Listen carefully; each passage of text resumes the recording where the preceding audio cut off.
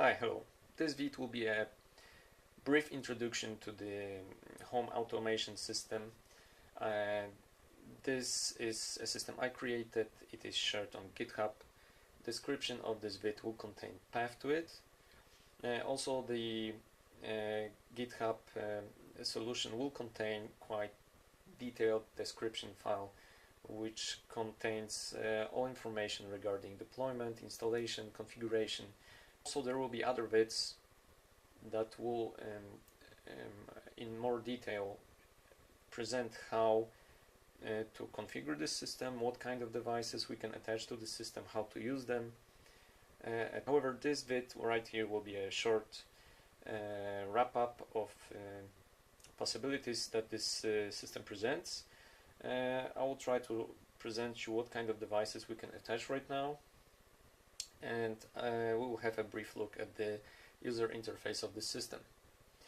So right now the system is designed to be quite easily configured and to be able to support radio controlled and Wi-Fi controlled power switches.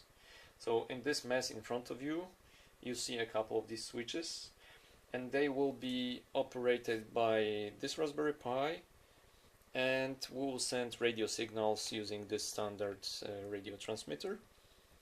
And this is a radio receiver. We will not use it in this vid, but in other vids you can check how it is used for obtaining radio signals for the devices.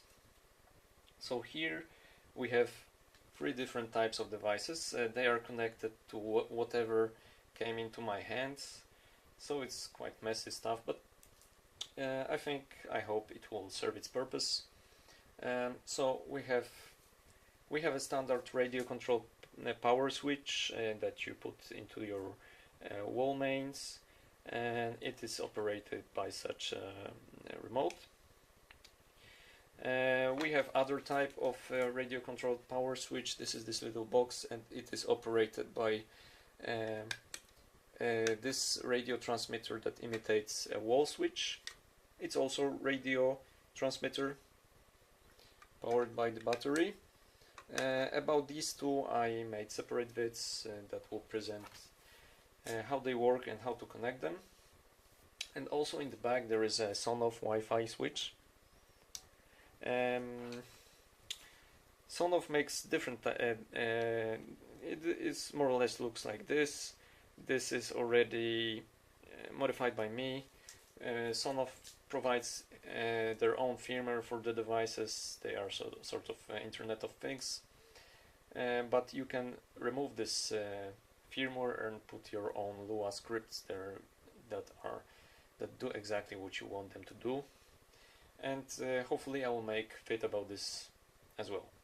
So each of these devices you can operate manually, but the point is to operate them through your home automation system, which will allow you to do it remotely from within your home network.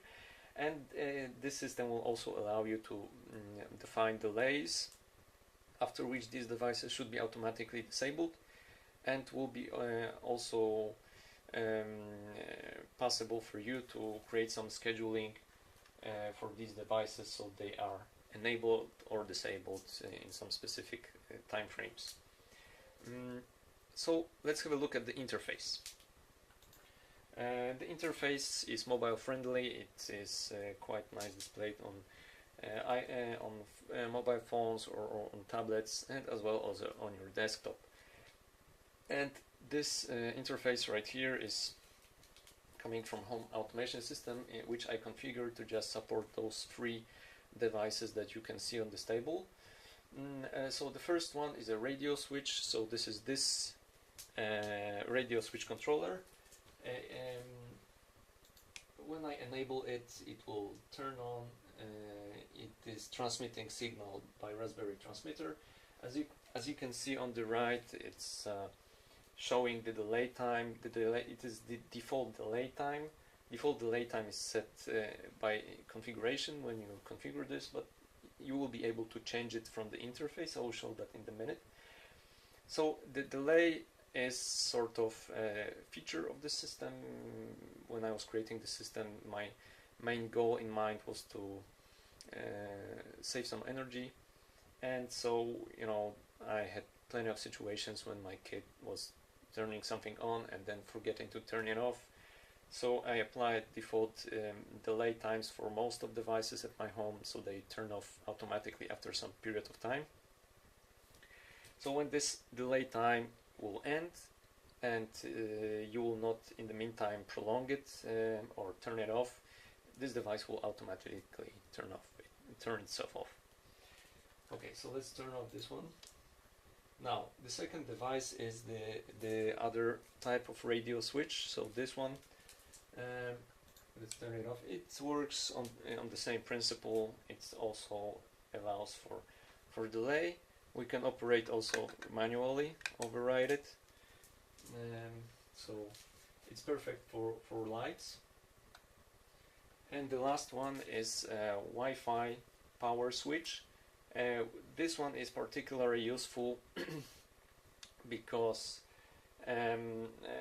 when you use radio controlled switches, you don't have feedback if the device is on or off. However, if you use Wi-Fi switches, which are constantly in the network and can provide some feedback, we can actually see that this device is off. So off button is full color, on button is grayed out. And also the system updates itself, but not constantly. It does so every every minute. So if I turn on this device, the buttons will change colors as well for this interface, and it will show that the enable button is actually on. So let's turn it on. And as for other devices, this one has the default delay time defined, and works on the same principle. So this is how it works. Okay, so regarding some other features of this system. Delay time, if you of course you can configure device not to have any delay time. If you turn it on, it will be turned on indefinitely. All these I showed you here have delay time because I just like this feature. When you use your device, you can change the delay time. So we can set that it will be turned on after 1 minute, for example. And and let's just leave it here. So it will turn itself off after 1 minute, just to show you. And in the meantime, I can show you other feature of this system, which is scheduling of different tasks. So if you notice, there are those calendar icons next to each item, and it allows you to specify dates, scheduling activities for these devices. So I want this second radio switch to turn itself all during Tuesday, Wednesday, and Thursday between 12 and 2 p.m. And of course I can add also some other activities for different times. These can also overlap each other, so it presents quite many possibilities. As you see, the lamp has turned off, the 1 minute has passed, system disabled this item. Okay, and when I save some schedule, this icon gets green, and that's it. So this system simply allows you to configure as many of these devices as you want. You don't have to use these particular radio switches. It will work with, I believe, a lot of other switches. I tested like six different kinds of these switches, and they work. Of course, some of these switches do not work, especially for radio controlled switches, because some of them use encrypted signals, which are rather hard to code by ourselves. And that's it. So this is a brief presentation how the system works. I encourage you to have a look at it at GitHub and at the description deployment file there, and also at other vids that describe other features of the system. And that's it. Thanks for watching. Have a nice day. Bye.